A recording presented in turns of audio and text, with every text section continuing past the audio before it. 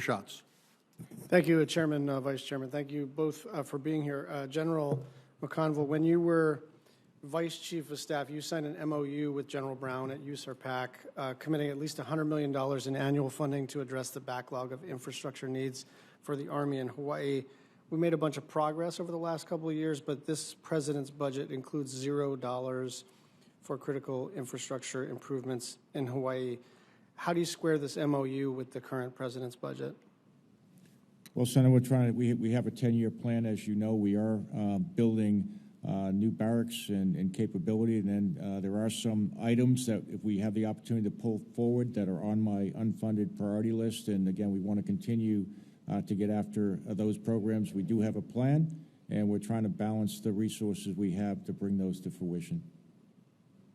Do we have your commitment to get us back on track?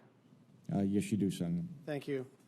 I want you to talk for the whole committee, for the staff, for anyone else who's listening, about Pacific Pathways, because I think in terms of bang for your buck, there's nothing quite like it in the entire defense budget. We accomplished so much in the Indo-PACOM region for so few dollars, and I'd just like you to talk us through how it works and why it's so inexpensive and why it's so highly leveraged and effective. Yes, Senator, one of the things I think is really important is building strong relationships with our allies and partners, and that's exactly what Pacific Pathways does. We get to work very, very closely with those who share similar interests. We operate all across the Indo-Pacific. We watch very, very closely.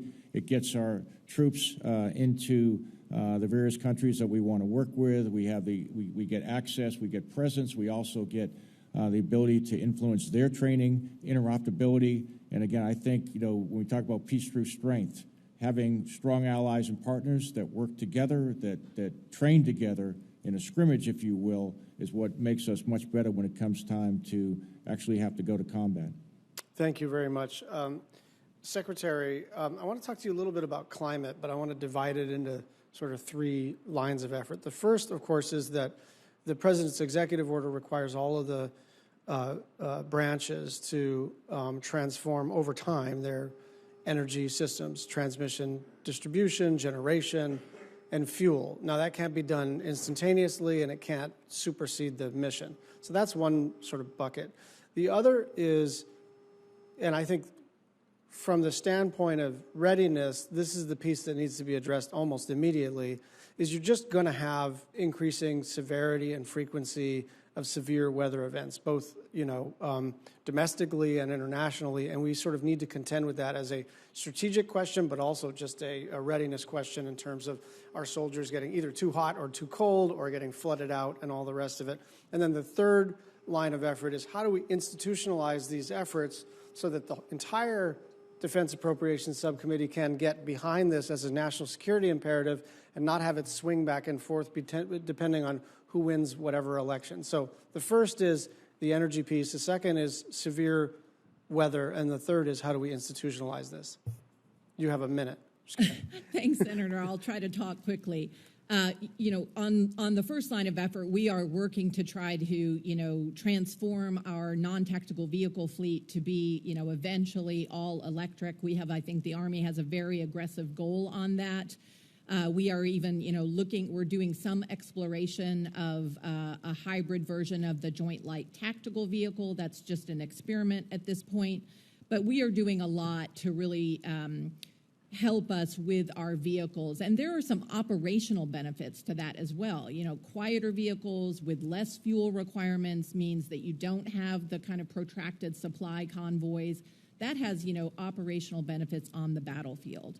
On installations and increasing severe weather events, we have installations all around the country that are affected by whether it's drought, wildfire, or hurricanes, and it has real impacts. And so we are investing in our installations to make them more resilient so that our soldiers can continue to train and can train, frankly, in more extreme temperature environments, which unfortunately I think is, going to be the future.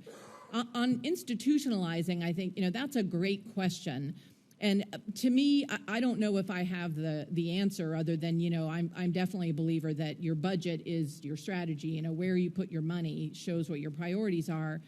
But I think as long as we continue to emphasize the operational value of these types of investments, I would hope that that would build consensus that the department should make those investments regardless of the flavor of administration, if you will. Perfect. And one final thought is you now have senior advisors for climate in each of the service branches, and each of the service branches are doing really interesting things in the energy space.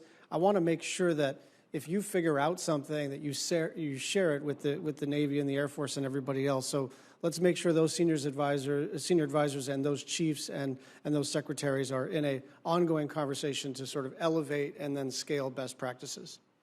Absolutely. Thank you.